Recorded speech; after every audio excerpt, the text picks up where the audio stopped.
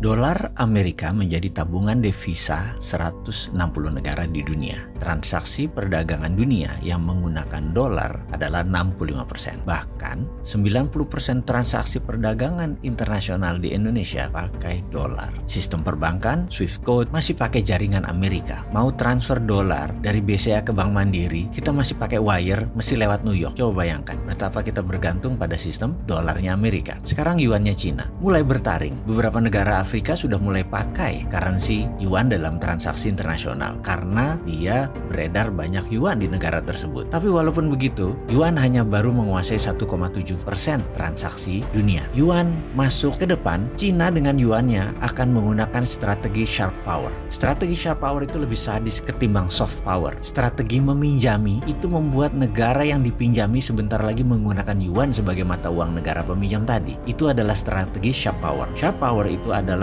dengan berbagai cara pintar dibungkus dengan proyek jangka panjang yang pada akhirnya adalah untuk masuk trapnya yuan. Jadi kalau kita bicara currency domination, ujung-ujungnya Amerika masih number one, masih numero uno. Kita bahas sebentar tentang rupiah. Selama 7 presiden rupiah tergerus terus nilainya ke bawah. Ada yang terdepresiasi, ada yang terdevaluasi. Intinya nilainya turun terus. Bahkan pernah ke 16.000 terendahnya. Dan apakah dengan transaksi perdagangan kita yang selalu tekor dalam 5 tahun ke depan, akankah jebol rekor 16.000 itu melemah menjadi 17.000? Walau alam, tapi trennya ke arah sana. Sementara, apalagi yang kita harus pikirkan? Militeri, urusan perang bedil dan kombatan kita sangat terbatas. Anggaran kita terbatas. Proxy war kita nggak terlalu paham. Kita nggak terlalu ngerti bagaimana memakai proxy war. Apalagi hybrid war, kita lebih nggak ngerti lagi. Bingung apa itu hybrid war. Non-kombatan lainnya, Indonesia sudah kalah di mana-mana. Buktinya ideological warfare kita kalah, counter ideological warfare-nya nggak ada. Ini kita berantakan di banyak hal karena negara lain mendominasi Indonesia. Sekarang kita lihat apa lagi? Perang apa lagi yang ada? Perang ekonomi atau economic warfare? Kita nggak punya pertahanannya. International warfare sudah telanjang bagi Indonesia. Kita nggak punya pertahanan. Semua sudah terbaca. Mau apa lagi? Media warfare, kita kalah telak. Teknologi warfare, apalagi kita pakai semua teknologi asing. Informational, kita udah nggak bisa nyensor. Udah banyak cara untuk kita ditelanjangi atau diserang oleh mereka. Terakhir tentang cultural warfare atau perang budaya. Lebih parah lagi, Hollywood, drama Korea, Bollywood, film Hong Kong sudah masuk sampai pelosok rumah-rumah di ujung kampung-kampung di Indonesia. Kesimpulan, Indonesia terjajah hampir di semua lini. Secara currency kita kalah, secara militer kita kalah, secara ideologi kita mulai tertekan, secara perdagangan kita kalah, secara budaya kita sudah kalah. Lalu solusinya bagaimana ke depan ini? Intinya adalah kita harus mengerti dulu masalahnya. Setuju nggak? Jangan sampai kita bengong wondering what happened. Dan parah lagi kita mengatakan adalah ini masalah global. Kalau global bisa mempengaruhi Indonesia, itu namanya Indonesia nggak berdaulat. Bagaimana sih ngelihatnya?